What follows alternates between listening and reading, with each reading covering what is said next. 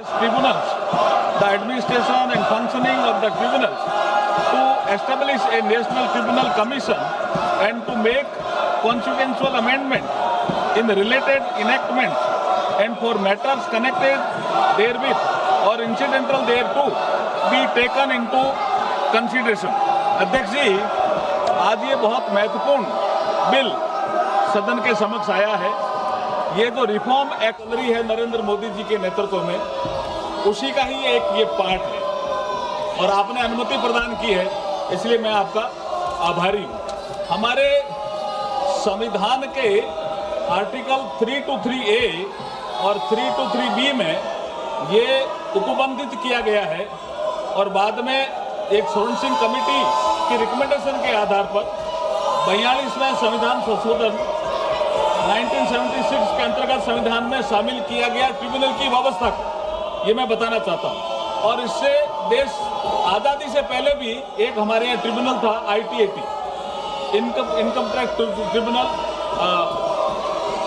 तो वो 1941 का था, लेकिन ये 76 में फिर ये ट्रिब्यूनल की व्यवस्था की गई।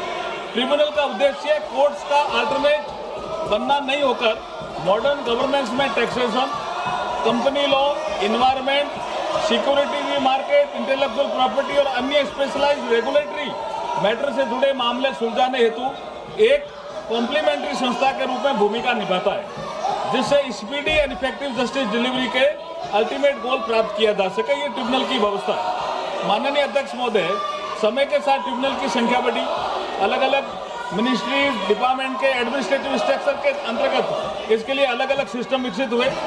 इससे ट्रिब्यूनल इकोसिस्टम में fragmentation, multiplicity of the procedure and administrative variation जैसी चुनौतियां सामने आई चुनौतियां।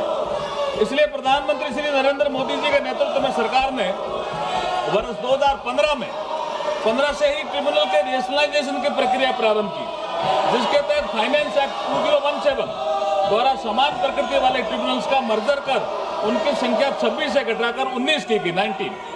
इसके उपरांत ट्रिब्यूनल रूल्स 2017 एवं ट्रिब्यूनल रूल्स 2020 अधिसूचित किए गए, किंतु इनके अपॉइंटमेंट, टेन्योर, सर्विस कंडीशन और जुडिशियल इंडिपेंडेंस संबंधी प्रावधानों को सुप्रीम कोर्ट में चुनौती दी गई।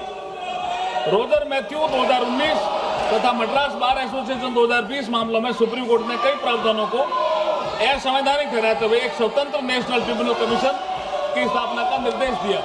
इसी के लिए मैं आज आपके समक्ष बिल लेकर के आया हूँ। उसके पश्चात ट्रिब्यूनल रिफॉर्म ऑर्डिनेंस